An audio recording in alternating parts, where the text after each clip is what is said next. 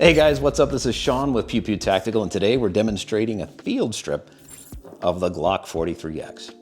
We're going to start by releasing the magazine by pressing that button. We're going to pull the slide back and make sure that there are no rounds in the chamber.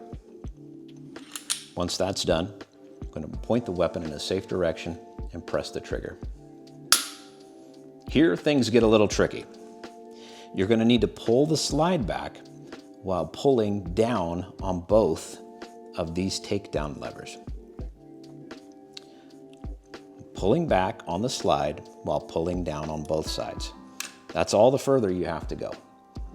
With that accomplished, we release the slide and push it all the way off.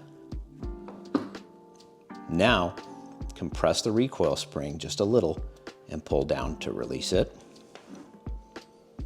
Then push down or drop the barrel from the slide. That's disassembly. Now for reassembly. Start with the slide, insert the barrel through the front till it drops into place, then pull it back. Make sure to put the recoil spring in with the black portion toward the front. Compress the spring and make sure that it's on the second shelf closest to the barrel. Now, line up the rails with the slots on the slide. Take it all the way back. Your weapon is ready to go. Now we'll do a function test.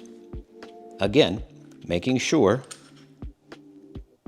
that the chamber is empty, point the weapon in a safe direction, and press the trigger.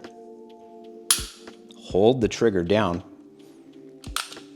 cycle the slide, and release to hear trigger reset. Press the trigger again, your weapon is functioning fine.